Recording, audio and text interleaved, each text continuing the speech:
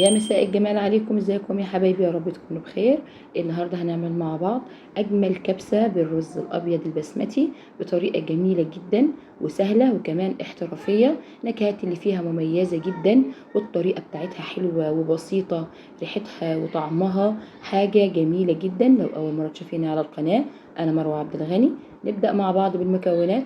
اول حاجه احنا هنجيب الحله وهنحط فيها ربع كوبايه من الزيت، وعليهم معلقة كبيرة من السمنة. وكمان أنا بجيب قطع من الدهن، أو لو متوفر عند حضراتكم اللية بنقطعها كده وبنديها صدمة بس بسيطة تنزل الدهن اللي فيها مع السمنة والزيت. وبعد كده دول معايا 5 حبات من البصل متقطعين مكعبات بالشكل اللي حضراتكم شايفينه ده. طبعا نزلنا بيهم على الزيت السخن وهنقلبهم كويس جدا. طعم الدهن او اللية هيدي لكبسة اللحمة طعم جميل جدا جدا. هنقلبهم كويس مع بعض وننزل على طول بالبهارات. معانا حبيتين من الليمون، ورق اللورة، معانا بابريكا، بهارات كبسة، معانا فلفل، توم باودر، بصل باودر. مش اكتر من كده في المكونات. طبعا مش هنحط كركم ولا هنحط اي لون، لان احنا عايزين الرز يطلع ابيض مبهر معانا بالشكل اللي حضراتكم هتشوفوه. هنقلب البصل والبهارات، الريحة بتاعته جميلة جدا والطريقة حلوة جدا جدا ومعتمدة. أنا بعمل دايما كبسة اللحمة بالطريقة دي. هنجيب اللحمة، طبعا احنا كنا غسلينها كويس جدا، وبعد كده هنقطعها. ما تبقاش القطعة كبيرة ولا صغيرة، تبقى القطعة وسط. لما تستوي معانا بشكل جميل وحلو قوي. بعد كده هندي للحمة صدمة مع كل المكونات، مع البصل والبهارات، اللحمة أخدت معانا ونقلبها الصدمة كويس جدا. فالمية طبعا بتاعتها كده مش هتنزل، هتحتفظ اللحمة بالسوائل الموجودة جواها. بعد كده هننزل بفصين من التوم المهروسين. طبعا التوم هنا بيدي طعم جميل جدا جدا للكبسة. هنقلبهم كويس جدا مع بعض بالشكل اللي حضراتكم شايفينه ده. اهم حاجة ان احنا نديها صدمة كويس جدا قبل ما تدخل على التسوية. هننزل على طول بالفلفل. طبعا حضراتكم زي ما تحبوا، لو مش حابين الفلفل بلاش منه خالص.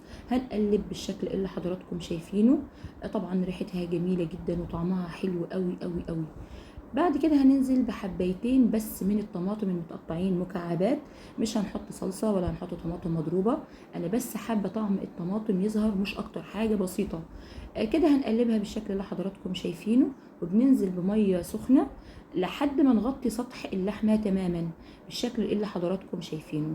طبعا في المرحلة دي احنا ما بنحطش الملح، لان لو نزلنا الملح هياخد معانا تسوية كبيرة، فاللحمة هتاخد معانا وقت كتير في التسوية. انا بس بحط معلقة من السكر، بيساعد على التسوية السريعة وفي نفس الوقت بيديها طعم جميل جدا للحمة بتاعتنا. بعد كده خلاص انا هغطيها واسيبها نص ساعة لحد ما تستوي. هنبتدي بقى بالرز الابيض المبهر. ده كيلو من الرز البسمتي. هنغسله كويس جدا زي ما حضراتكم شايفين في البداية، وبعد كده انا هنقع الرز لمدة نص ساعة بالظبط. كده طبعا، لان لو سيبناه من غير تنقيع طبعا هياخد معانا وقت في التسوية وهينشف مننا. ادي كمية اللحمة بتاعتنا كلها. خلاص هي كده دخلت على التسوية. بس مش هتبقى تسوية كاملة، لان طبعا احنا لسه هنكمل باقي الوصفة بتاعتنا. لحمة يا دوب تبقى 75%. ننزل بمعلقتين من الملح، طبعا الملح كل واحد حسب الحياء بتاعه. هنقلبهم مع بعض بالشكل اللي حضراتكم شايفينه ده، ونسيب الملح، اللحمة تتشبع من الملح. وبعد كده ننزل بالرز بعد ما صفناه من المية الموجودة فيه. ننزل بكمية الرز كلها. طبعا حسب حضراتكم ما بتجيبوا الكمية بتاعتكم، كيلو او نص، هتضاعف او تقلل المكونات بتاعتك حسب كمية الرز اللي هتشتغلي بيها. انا حطيت الرز على المرقة واللحمة وكله مرة واحدة، ما فصلتش اللحمة ولا طلعتها.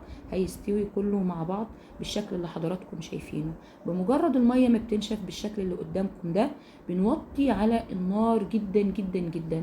انا حطيت حبة من الزبيب، لو حضراتكم عندكم صنوبر، عندكم لوز، اي نوع من انواع المكسرات هيبقى حلو جدا. ادي كده الرز والزبيب اخد تسوية جميلة وريحته حلوة جدا، وكمان مفلفل مش متعجن مننا.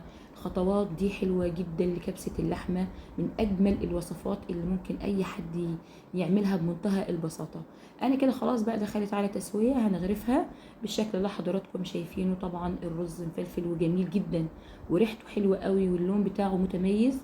طريقة سهلة واتمنى ان كلكم تجربوها وتقولوا لي رأيكم فيها.